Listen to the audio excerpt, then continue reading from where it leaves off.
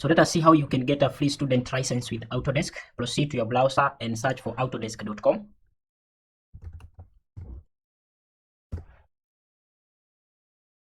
And you're going to be taken to this particular website. This is the Autodesk website. And here, for you to be able to access or to apply for a student license, search for student license.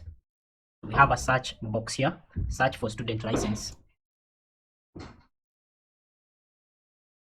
And then you're going to get this particular get started link. So remember, this of course will help you to apply for the student license. So click it, get started, and then you're going to choose student as the educational role and then the date of birth.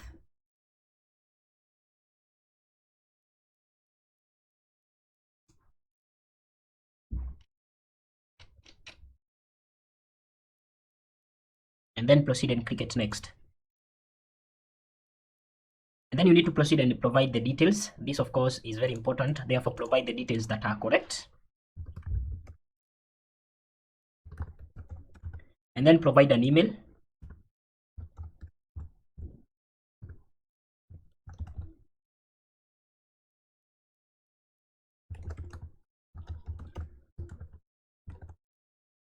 And then confirm the email from this particular point. So we are going to confirm it. So make sure that the email is correct. And then you need a password, and the password needs to follow the following rules. And once you are done, you can proceed and check the terms and the privacy policies. So you can proceed and use the links below provided to see the terms. And then you can proceed and click it, create account. You're going to get a verification email. So proceed to the email that you have provided. You're going to get an email. So click it, verify email to proceed. So proceed and click it, done. Of course, you have created an account, but you do not have an educational access. So what you need to do is to proceed and click it, get educational access. And once you click at that, you need to fill in some further information, as you can see. So here we choose the educational role to be a student. And then once you choose a student, you need to choose the institutional type. And then the name of the institution. You type in the name of your institution. Make sure it is the correct name. Okay, that is the institution. And then the date of birth.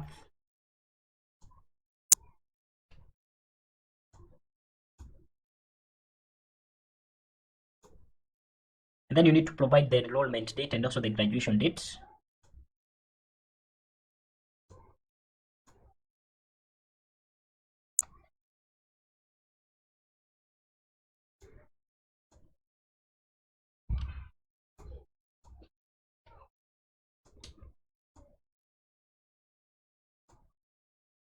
And then proceed and click it confirm. Now, if your institutional, here you need to provide the correct details. So let me choose the country like that, and then the institution. And then proceed and click it confirm.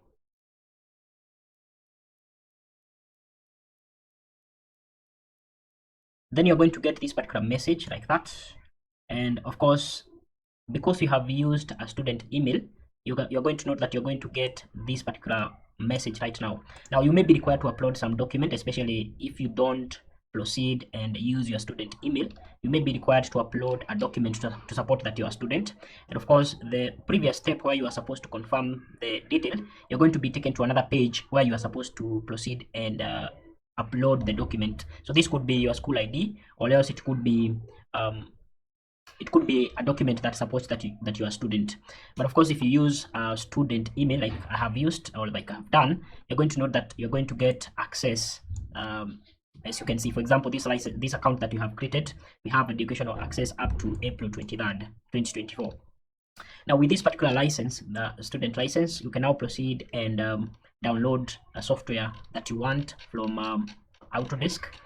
So you can download Revit, you can download Autodesk, AutoCAD, and also you can download any software with this particular student license.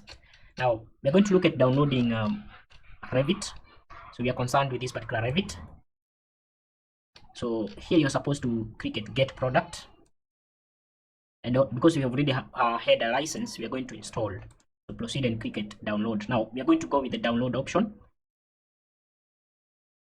and you're going to note that you're only going to get one file that is going to download. You may get one file that is going to start downloading. Now that of course is not the correct procedure. Revit has a number of files, probably 5 or 6. So in this case, I'm going to proceed and click it cancel. And then remember, the files that should download should be about 5, 6. So in this case, you need to proceed and click at this particular point, the settings. If you're using this kind of a browser, so this is the Chrome, click at the settings, and then proceed to the privacy and settings, site settings, and then we have the pop-ups and redirects. So make sure to change from don't allow sites to send pop-ups or use redirects to allowing the setting of pop-ups. Now later you can change after you're done downloading Revit. So proceed back to the site where you had Revit, and then proceed and download. Now here you can download the version that you want from 2021 to 2024, and then you choose the operating system here. Currently we have Windows, and then the language, in this case we are concerned with English. So we can choose 2023, that is Revit 2023, and then you proceed and choose download. So after you allow the pop-ups, you're going to note that you're going to get a number of files. And if I proceed and click at downloads, you're going to note that there is a number 1. There is okay, this is 005. Okay, this is 004, 002, 005, 003, 001. So you're going to download 5 files. Of course, that is Revit because it is quite a large. It is a large files.